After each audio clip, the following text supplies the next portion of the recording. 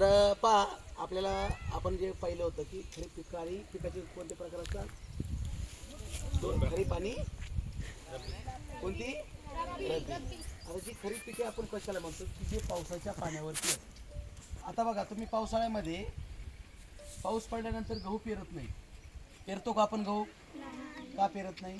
कारण की गव्हाला काय लागते, काय पाहिजे असते, बी.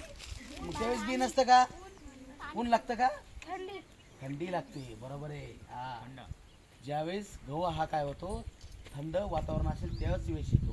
कारण की पावसाळ्यामध्ये पाणी असतं, वरचं पाणी पडलं की आणि थंडीचं प्रमाण कमी असतं.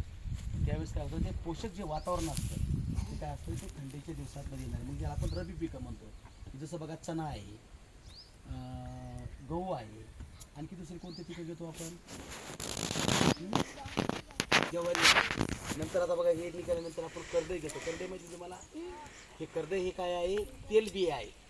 आता तेलबिया म्हणजे काय, ती काही पिकापासून आपण काय करतो, तेल बनवतो.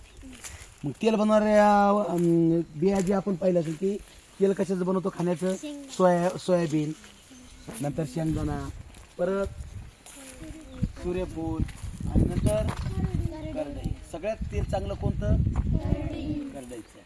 परंतु पूर्वी बघा लोक ते लाकड्या घाण्यावर काय करायचे, करडई नेऊन काय करायचे, त्याला घाण्यावरती बारीक करायचे, त्याच्यामधून काय करायचे, तेल निघाले, ते लोक तेल वापरत होते.